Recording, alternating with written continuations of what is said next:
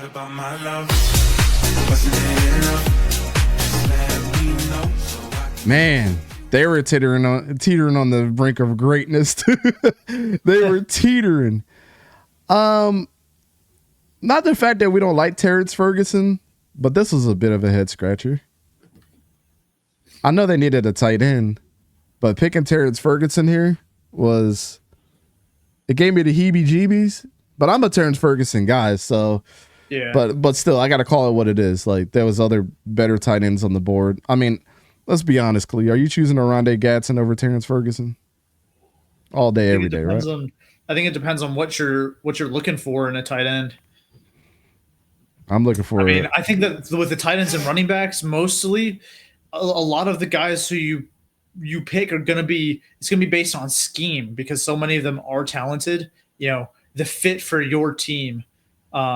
I know that there was an interview where James Gladstone, right, the Jaguars' new general manager, who just came from being in the Rams front office, and he correctly predicted, you know, when the Rams were on the clock, he said this pick is going to be Terrence Ferguson. The pick came in, and it was Terrence Ferguson. He knew exactly who they were going to pick. He knew what the Rams liked, what they wanted. Like it was, I can guarantee you this was a scheme pick rather than just a straight up talent evaluation. Yeah. So. Well, going through the rest of the draft, it was like pick after pick after pick. We were like, wow, this is incredible. Josiah Stewart, man.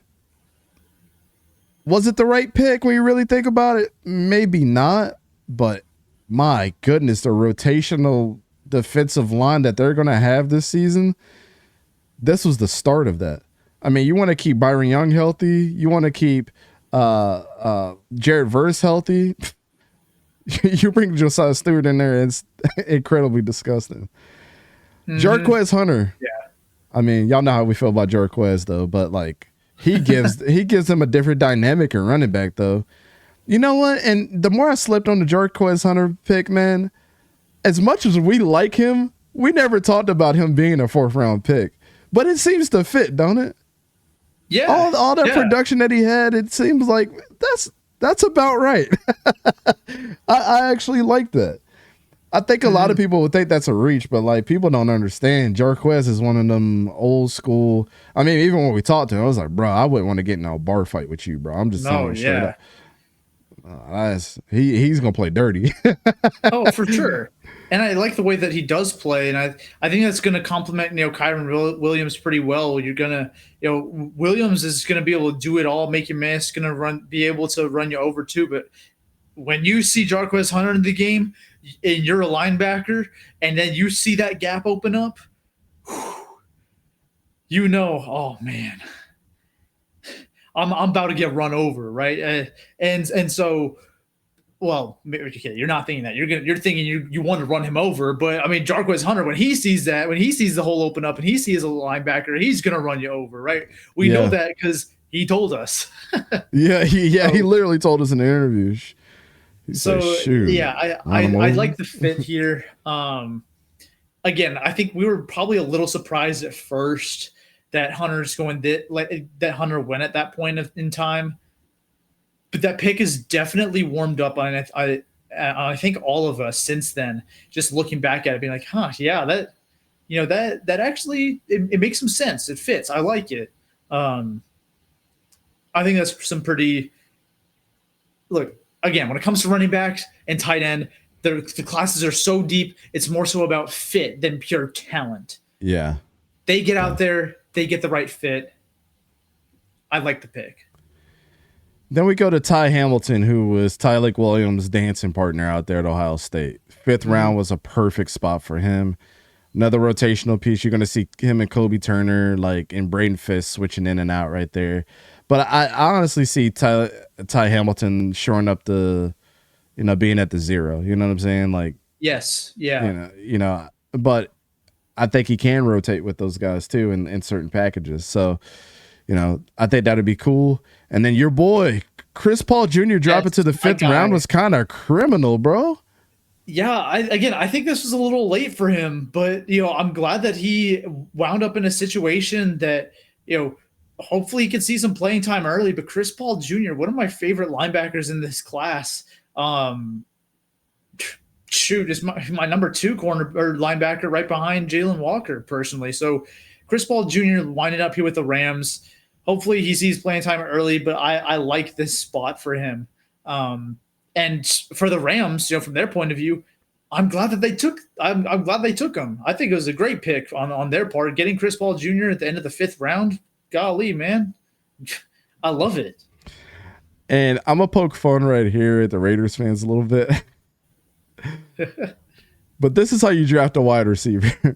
𝗕𝘂𝘀𝗶𝗲𝘀𝗀 going in the 7th round is what y'all think y'all got with Dont'e Thornton in the 4th. 𝗕𝘂𝘀𝘀𝘀𝗀 is going to be a starter for the Rams. I'm just telling you right now, he's going to start for them. And he's going to be really damn good. I mean, like, who's the best person I can compare him to? He's going to be like a 𝗕𝘂𝘀𝗀𝘀𝗀, how he was for the Broncos last year. Really didn't get his snaps at first, but really made a presence towards the second half of their season and was reliable, getting downfield and in the middle of the open field. I told you, I loved him since he was at Akron and transferred over to Pittsburgh and did more of the same. So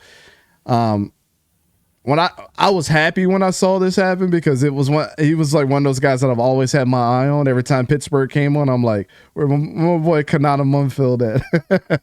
What a cool first name, man. 𝗕𝘂𝘀𝘀. I think that's awesome. That's one of those ones you write down in the baby book, right? When you're about to have a child and you're like, if I'm gonna have a son, I think I might have to talk to my wife about that tonight. 𝗕𝘂𝘀𝘀𝘀𝗀, man. He's awesome. And I mean, 5'11", 186, you know, a little taller than maybe a true slot receiver, but you know, it's got that kind of same build like a Luther Burden as well. I'm not saying that he is Luther Burden, but again, this is what the Raiders think they got in the 4th round with Dont'e Thornton, and the Rams.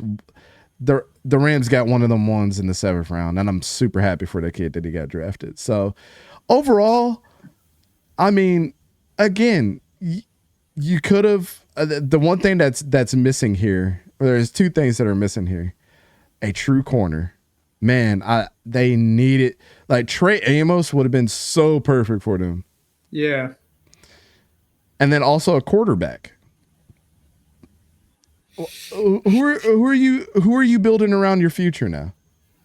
I think they're looking at next year. Again, I would have taken Quinn Ewers if I were them, man. I really would have. Oh my God. That like pisses me off to hear that. But like, they're probably looking at next year's class and licking their lips, being like, man, we're gonna get someone probably mid-round 1 next season. Yeah.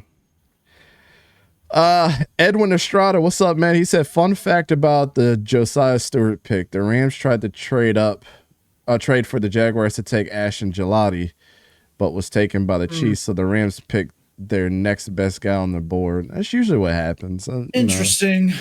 But that's funny that they tried to trade with the Jaguars. Funny how things happen that way. But if you're asking me, Josiah Stewart's better than 𝙎𝙤𝙘𝗀𝗀𝘀𝗀𝗀. So Me too. I mean, this is what I it agree. is.